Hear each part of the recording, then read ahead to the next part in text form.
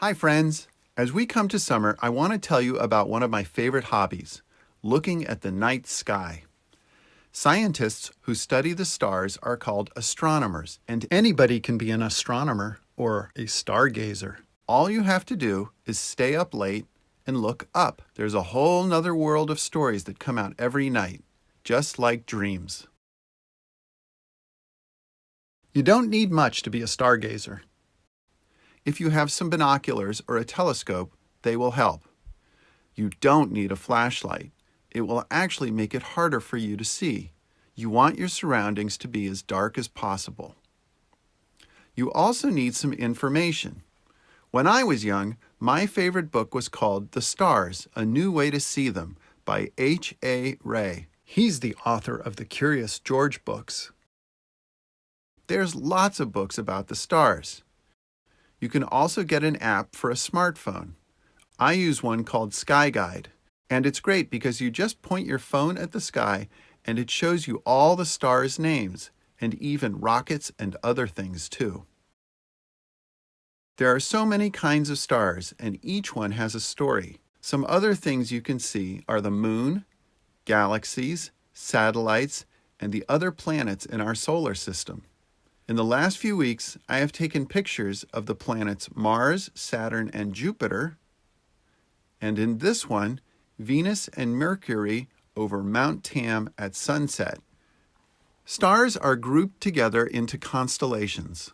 Constellations make it easier to remember the names of the stars. Yes, each one has a name. The constellations were made up by ancient Greeks and are usually people, animal, or gods from their mythology. Knowledge of the night sky was important because sailors used the stars to help guide their ships.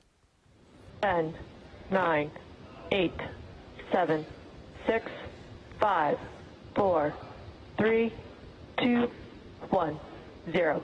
Ignition, liftoff. Simplify, aim high. Go Falcon, go Dragon. One big event that's going on right now is that, after 9 years, America is again using rockets to take people into space. America once led the way in space exploration and in 1969 put a man on the moon.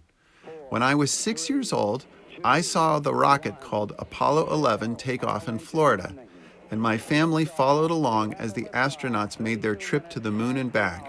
Liftoff on Apollo 11. After America stopped using the space shuttle in 2011, we asked other countries to take our astronauts to the space station. But now, a company called SpaceX is planning to take astronauts into space. The new rockets are much different than the old ones. The older ones were only used once, but the new ones can land and be reused. Also, the spacesuits have changed so much. They used to be big and clunky, and now they look like a comfortable suit. This is the SpaceX rocket. The lower part with the engines is called Falcon. The capsule at the top where the astronauts are is called Dragon. The launch will be happening in the next couple days, so listen to the news and try to watch. I am just as excited to see a rocket take off now as I was when I was 6 years old. Eventually, some people would like to build stations on the moon and on Mars, but someone has to do the hard work to get us there. All kinds of scientists are involved in making rockets and figuring out how to live in space. They all have one thing in common. When they were young, they dreamed of traveling to the stars.